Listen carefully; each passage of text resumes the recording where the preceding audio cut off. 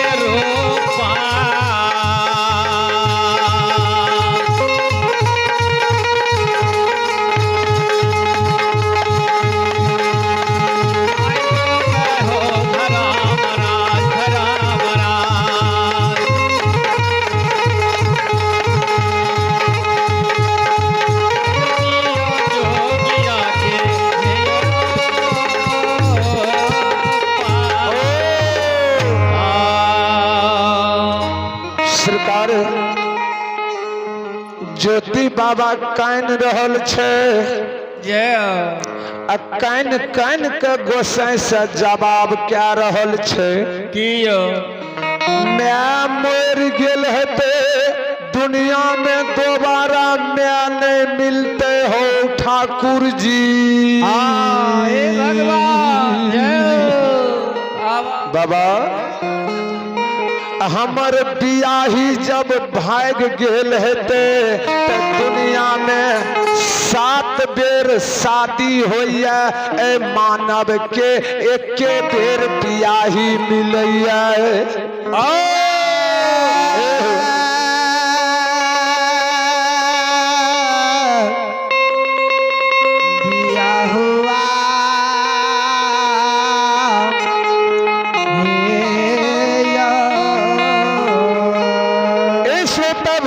सजन वृंद बाबू भैया 7 गो शादी संसार में क्या लिया कोई मर्यादा नहीं रही गुरु बाबा बियाही के मर्यादा दुनिया में नहीं है बियाही के मर्यादा दुनिया में नहीं है ज्योतिष बाबा के बियाही के याद आबैया जहिना ये महानगरी में नाजिर बाबू मुलगियान के संगी बगरिया जुगो बाबू मुलगियान सतदेव बाबू मुलगियान सत्तो बाबू पंजियार सिफत बाबू पंजियार सब पंजियार बाबू के गुरु महाराज रहे नेबत बाबा मुलगियान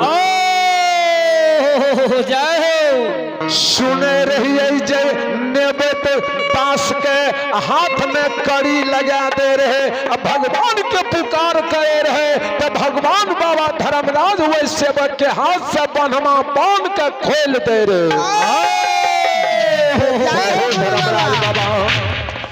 ज्योति बाबा के गोसाई धर्म के बांध में बांधे छे जहिना गुरु बाबा के धर्म के बांध में बांधने रहे आए भगवती महारानी साहब जय हो जय हो जय हो बूढ़ी माई के अंगना यार फूले फूले गछिया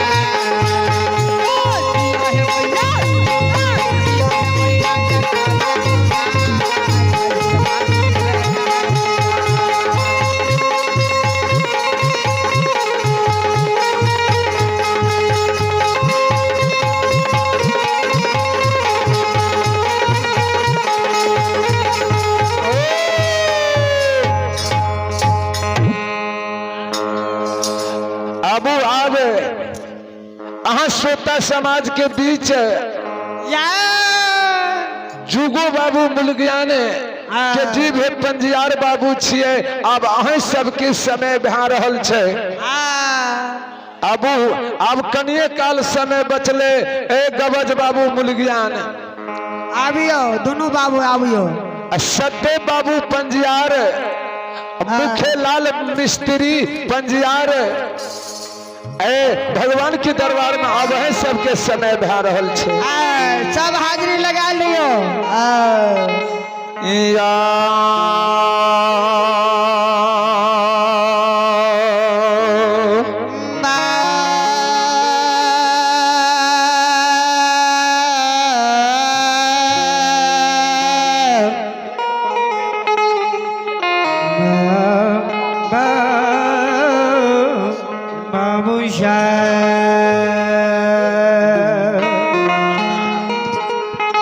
अब ये भगवान के दरबार में, बाबा धर्मराज के दरबार में अशोक पंजियार यानी अशोक मेहता ग्राम अमहा लतराहा के निवासी सुपुत्र श्री जागेश्वर मेहता के, जागेश्वर मेहता के सुपुत्र बाबू अशोक कुमार के ओर से भगवान की दरबार में 101 रुपया के नोट दान है।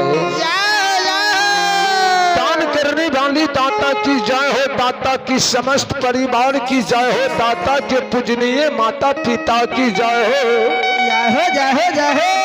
ये ग्राम अमहा लक्ष्मणिया की बाबा बजरंग बली की जय हो। बेरिया बेंच की बाबा बजरंग बली की जय हो। मुरार नगरी की महात्मा बाबा विश्वेश्वर नाथ की जय हो। अमहा नगर की गुरु महाराज की जय हो। जय जय श्री सीता